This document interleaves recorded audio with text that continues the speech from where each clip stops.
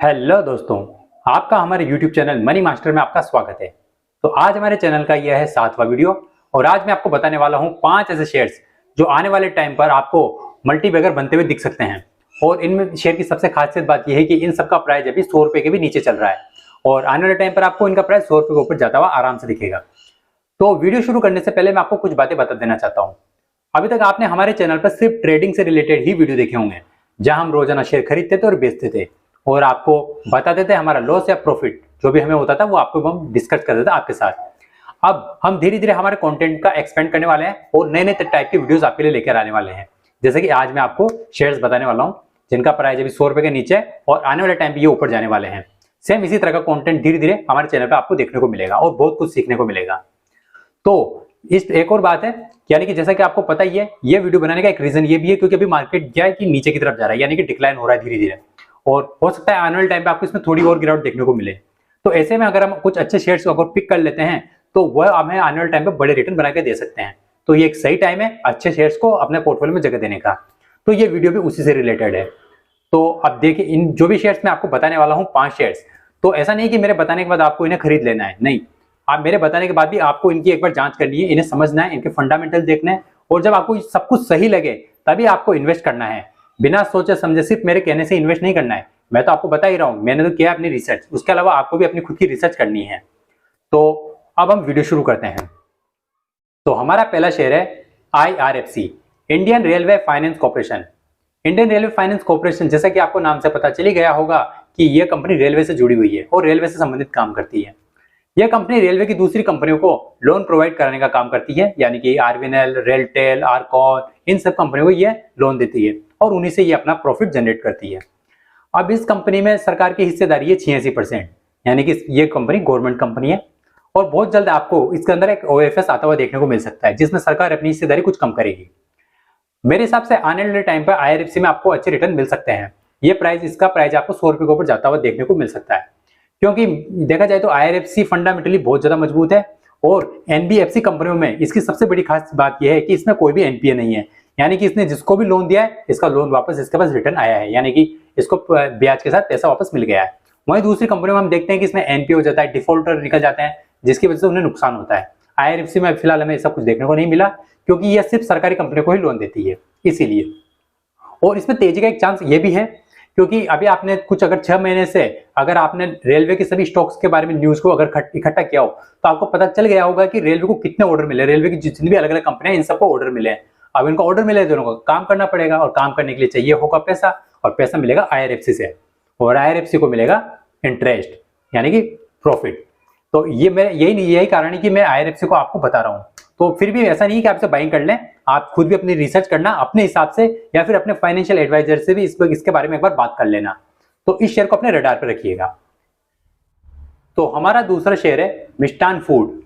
यह नाम की वजह से आपको कोई ये शायद मिठाई की कंपनी लग रही होगी, लेकिन ये कोई मिठाई की कंपनी नहीं है। दरअसल ये कंपनी चावल और गेहूं से रिलेटेड काम करती है। इसका शेयर प्राइस अभी चल रहा है 12 रुपए के आसपास और इसमें इसके प्रमोटर की हिस्सेदारी है 49%, जो कि काफी कम है, जो कि मुझे सही नहीं लगा। लेकिन फिर भी इसका शेयर प्राइस छोटा होने की वजह से हम इस शेयर को अपनी रडार पर रख सकते हैं और इसको हम देख सकते हैं, क्योंकि मुझे लगता है आने वाले टाइम पे भी आपको मिष्ठान फूड में एक अच्छी खासी तेजी देखने को मिलेगी। मेरे हिसाब से आने वाले टाइम पर आपको ये शेयर 20 रुपए ऊपर आराम से देखने को मिल जाएगा और हो सकता है ये 30 रुपए तक भी चला जाए, क्योंकि कंपनी प्रॉफिट कमा रही है। सबसे बड़ी बात है प्रॉफिट कमा रही है, हालांकि छोटे छोटे प्रॉफिट कमा रही है पर कमा रही है। अगर कंपनी ने आगे जाके अच्छे से काम किया तो आने वाले टाइम पे ये और भी अच्छे प्रॉफिट जनरेट करेगी और जिसकी वजह से इसका शेयर प्राइस और भी तेजी से ऊपर की तरफ जाएगा। तो मेरे हिसाब से आप चाहें तो मिष्ठान फूड को भी अपने रडार पर रखिए और इसको जांच चेक करते रहिए और अगर आपको इसमें सब कुछ सही लगता है तो आप इसमें भी अपनी बाइंग कर सकते हो और अपने पोर्टफोलियो में इसे जगह दे सकते हो। हमारा तीसरा शेयर है इंडियन ऑयल। इंडियन ऑयल का नाम सुनकर आपको पता चल गया होगा कि मैं जो पेट्रोल पंप वाली कंपनी की बात कर रहा हूँ, ये एक पेट्रोलियम कंपनी है और ये भी एक सरकारी कंपनी है। इस वक्त इसका शेयर का प्राइस चल रहा है तकरीबन 86 रुपए और इसमें सरकार की हिस्सेदारी 51%। तो मेरे हिसाब से वैसे तो ये बहुत पुरानी कंपनी है और इसका मार्केट कैपिटल भी बहुत बड़ा है, लेकिन फिर भी इसका शेयर प्राइस भी इस वक्त काफी छोटा है, यानी कि 86 रुपए के आसपास। तो आने वाले टाइम पर भी आपको इसका शेयर प्राइस 100 रुपए के ऊपर जाता हुआ देखने को मिल सकता है। और वैसे भी देखा जाए तो इंडियन ऑयल काफी अच्छी कंपनी है और इसका डिविडेंड भी काफी अच्छा आता है। चाहे तो आप इसे डिविडेंड के हिसाब से भी अपने पोर्टफोलियो में जगह दे सकते हो। तो देखा जाए तो इंडियन ऑयल में काफी अच्छी देखा जाए तो पुरानी कंपनी है और बड़ी बड़ी म्यूचुअल फंड कंपनी में भी इसने अपना इन्वेस्ट किया हुआ है। तो आप भी इसे अपने रडार पर रख सकते हो और इसको देख सकते हो। अगर आपको सही लगता है तो आप इसे भी अपने पोर्टफोलियो में जगह दे सकते हो। तो हमारा अगला शेयर है IDFC फर्स्ट बैंक। तो जैसा कि आप सबको पता ही है, ये एक बैंकिंग सेक्टर की कंपनी है और इसका शेयर प्राइस चल रहा है इस वक्त 86 रुपए और इसके अंदर प्रमोटर होल्डिंग है 37% और 3% की होल्डिंग इसमें सरकार की भी है। अब इसकी जो सबसे अच्छी बात मुझे नहीं लगी वो है इसकी प्रमोटर होल्डिंग, क्योंकि प्रमोटर को जब होल्डिंग कम होती है उस शेयर में काफी देखा जाए तो नेगेटिविटी आ जाती है, लेकिन हो सकता है आने वाले टाइम पे आपको ये होल्डिंग बढ़ती हुई देखने को मिल सकती है और आने वाले टाइम पर आपको IDFC फर्स्ट बैंक और IDFC लिमिटेड में भी मर्जर देखने को मिल सकता है, यानी कि दोनों कंपनियां एक साथ एक हो जाएगी और एक इनका मार्केट कैपिटल बड़ा हो जाएगा। तो इस हिसाब से आने वाले टाइम पे ये दूसरे बड़े बैंकों के लिए एक ही लिस्ट में आराम से आ सकता है। तो आप IDFC फर्स्ट बैंक को भी अपनी नजरों में बना के रख सकते हो और इसको देखते रहिए। इसका शेयर प्राइस बहुत जल्द आपको 100 रुपए के ऊपर जाता हुआ देखने को मिल सकता है, क्योंकि देखा जाए तो IDFC फर्स्ट बैंक एक ग्रोइंग बैंक है और लगातार ये बढ़ रहा है। तो इस हिसाब से भी इस शेयर को आप अपने रडार पर रखिए। और हमारा अगला लास्ट शेयर है अपोलो माइक्रो सिस्टम। तो यह कंपनी एक डिफेंस कंपनी है और इसका शेयर प्राइस इस वक्त चल रहा है 74 रुपए और इसमें प्रमोटर की हिस्सेदारी है 52%, जो कि काफी ठीक ठाक है। अभी ये देखा जाए तो एक शुरुआती कंपनी है और इसके जो प्रॉफिट है वो काफी छोटे छोटे हैं, यानी कि छोटे छोटे प्रॉफिट कमा रही है, ज्यादा बड़े नहीं। लेकिन इसको भी अभी सरकार की तरफ से काफी सारे ऑर्डर मिले हैं, जिसकी वजह से आने वाले टाइम पर आपको ये कंपनी और भी अच्छे प्रॉफिट जनरेट करती हुई देखने को मिल जाएगी। इस वक्त इसका शेयर प्राइस जैसा कि 74 रुपए चल ही रहा है, तो मेरे हिसाब से जैसे ही मार्केट में थोड़ी सी भी तेजी आएगी तो उसमें शेयर प्राइस आपको 100 रुपए के ऊपर जाता हुआ आराम से देखने को मिल जाएगा।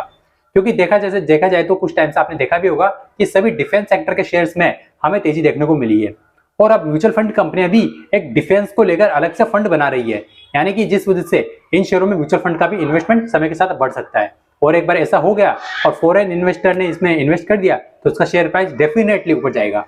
तो इस शेयर को भी आप अपने रडार पर रखिए और उसको देखते रहिए कि इसमें क्या हलचल हो रही है और इससे रिलेटेड जो भी न्यूज आ रही है उन पर भी आप नजर बना के रखिए, क्योंकि सरकार की तरफ से इसको काफी सारे ऑर्डर मिल रहे हैं।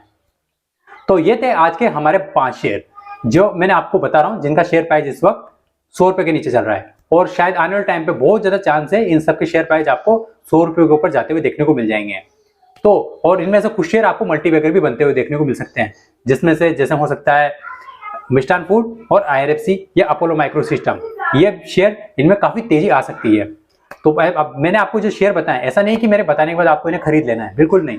आपको इन पर सिर्फ नजर बना के रखनी है और जब तक नहीं खरीदना, जब तक आपको खुद को सही नहीं लगे, आप इनको देखिए, इनकी न्यूज एनालिसिस कीजिए, जो भी इनके लिए न्यूज आती है, इनका फंडामेंटल चेक करिए और देखिए क्या है आपके लिए सही है। क्योंकि जो शेयर हम खुद से अपनी मर्जी से खरीदते हैं, अगर उस शेयर में गिरावट आ भी जाती है उसके बाद भी हम उस शेयर में बने रहते हैं, क्योंकि उस पर हमारा खुद का यकीन होता है। लेकिन जब कोई दूसरा हमें शेयर बताता है तो हम उसमें ज्यादा दिन तक टिक नहीं पाते हैं, छोटा सा भी अगर प्रॉफिट आता है तो हम बुक कर लेते हैं। तो इस हिसाब से आप इस शेयर पर खुद नजर बना के रखिए और खुद से विश्वास कीजिए और तभी इन्वेस्ट कीजिए। तो यह था आज का हमारा वीडियो। तो इसी तरह के वीडियो हम आपके लिए और भी लेके आते रहेंगे। तो अगर आपको हमारा ये वीडियो पसंद आया हो तो वीडियो को लाइक करो और चैनल को सब्सक्राइब करो और आप हमारे चैनल को सपोर्ट करते रहिए, ताकि आने वाले टाइम पर हम आपके लिए ऐसे ही और भी बेहतरीन और शानदार वीडियो लेकर आते रहें। तो आज के लिए इतना ही, अगली बार फिर मिलेंगे हम किसी ऐसे नई वीडियो के साथ। तब तक के लिए गुड बाय।